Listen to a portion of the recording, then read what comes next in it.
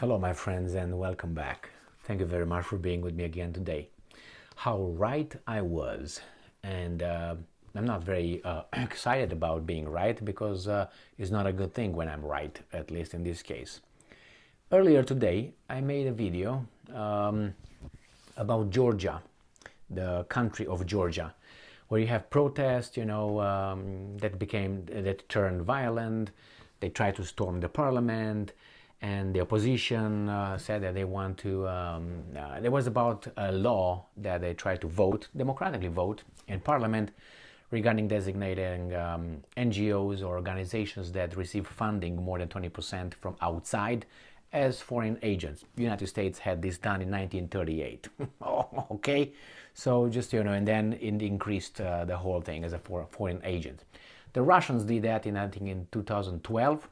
And now they call this as the Russian law, which actually, as I said, the United States did this in 1938. They were the first ones. So they're way ahead. But anyway, they want to change the regime. I made this video today, and look at that little title. Georgia's regime change in progress. MPs withdraw bill after violent protest. Protests keep going. So this is what I did today. This was from today. All right? And I said, these guys are not going, the protesters and the how do you call them, the protesters and the opposition, that's not what they want. The guys gave them what they want. Supposedly they came in the streets because of that law, the Russian law. Why not the American? Because it has to have a bad connotation. And I said in that video, I guarantee you that's not what it is. It's a regime change here. It's not an opening a second front so they can attack the Russians over there or do something over there anyway. Get something pro-West. So I have an article here, obviously, and the article says exactly that. And this is from 3 hours ago. Let me show you the article. 3 hours ago.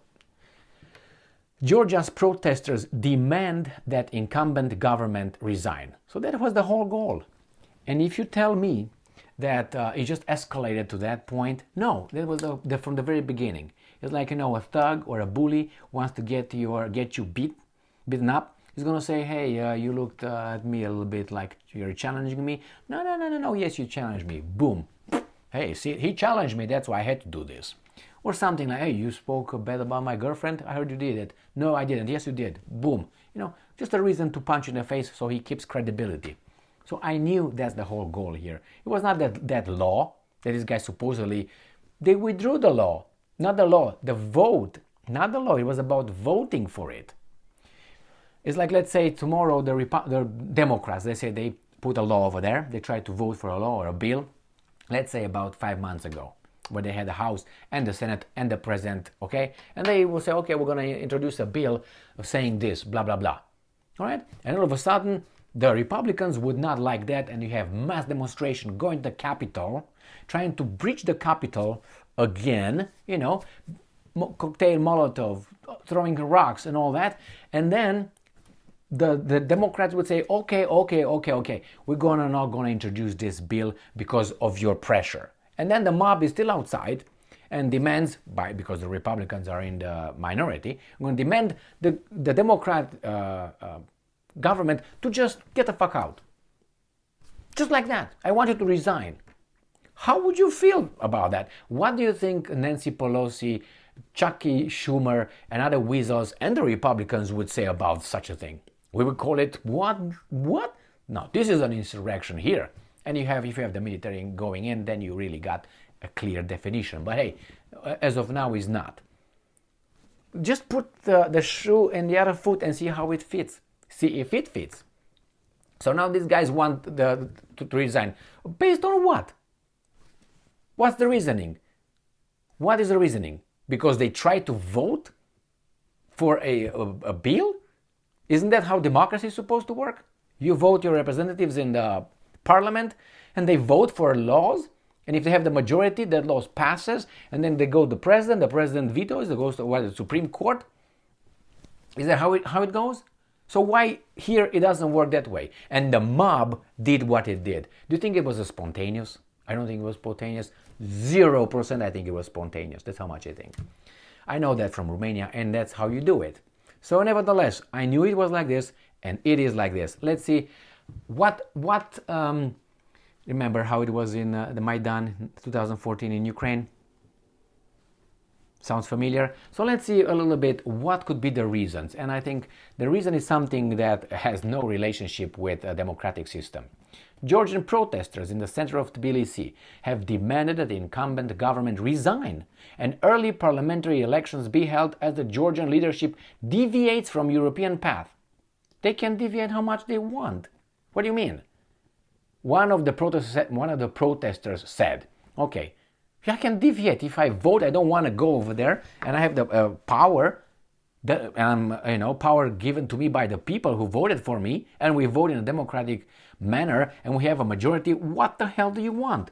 I think that's better than, let's say, one person decides to give another country billions of dollars. Does it sound familiar?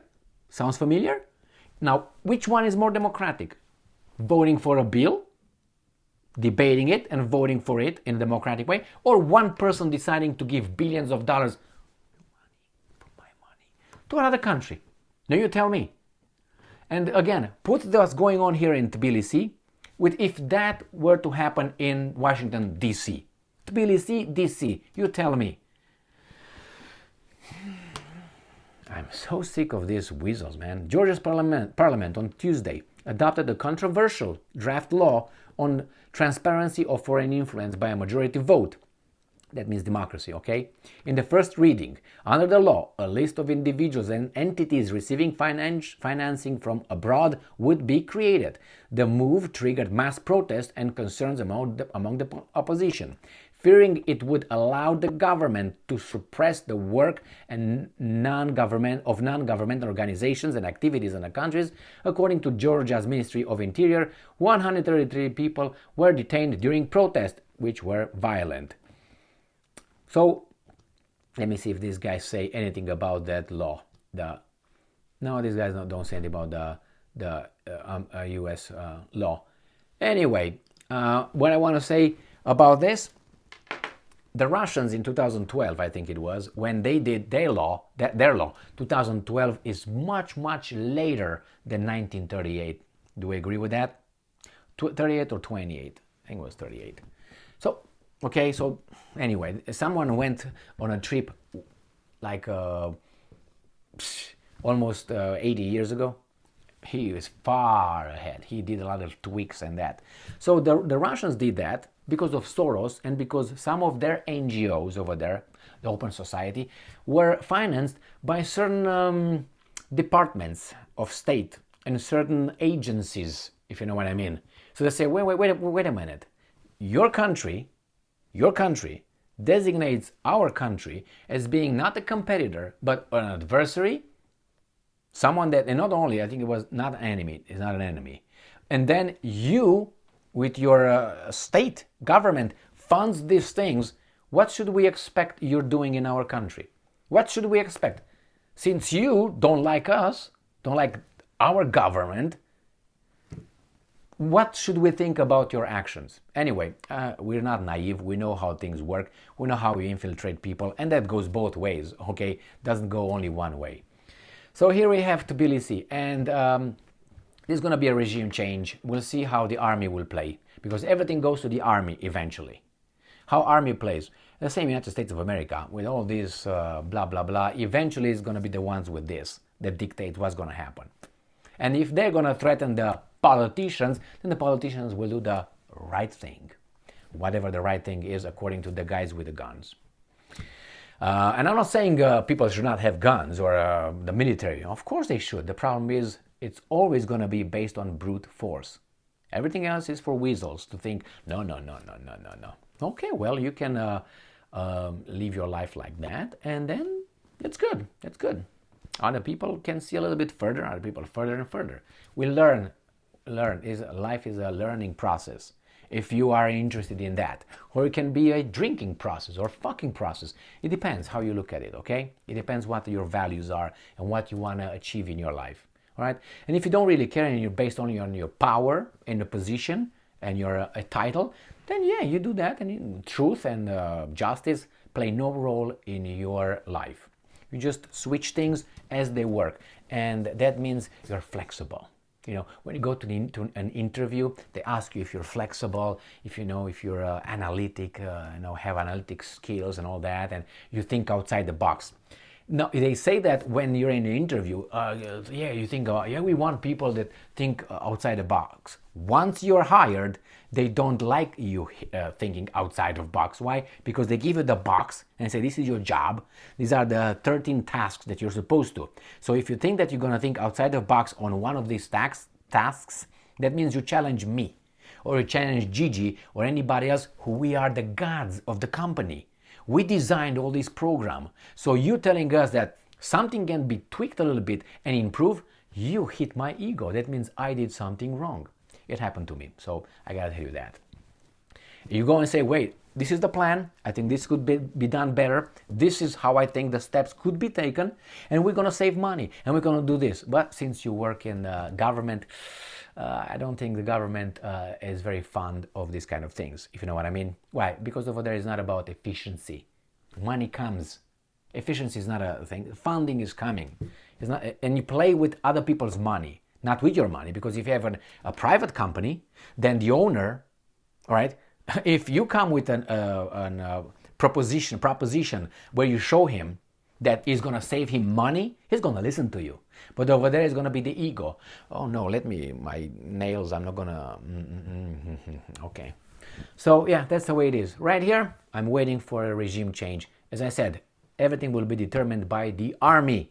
If the army tomorrow tells the majority, the party that is an incumbent party, the leadership over there, hey, you gotta do it, they will do it. If not, why? Because when these guys are going to continue doing what they did in Seattle, in United States, or in Minnesota, and if the police doesn't intervene to save the population that obeys the law against the thugs, then what's going to happen? Things will escalate, and then you're going to be faced with the thugs. What are you going to do? Police doesn't intervene, nobody follows orders. Okay, man, I guess you won. If you tell the police, do your job, clear the streets with those guys who are thugs and breaking stuff and are violent and destroying the property of law-abiding citizens, which is my one of my tasks as in charge, or at least elected to make sure that the society is calm and protected and safe environment, safe society. If I fail, I have to use certain departments. If the departments do not listen to me, I can't do my job then. I remember a guy in a bunker said that. Well, do whatever you want. If nobody listens to me, the Krieg is lost. Thank you very much for being with me again today. Stay strong, stay smart, look for the truth, and be just.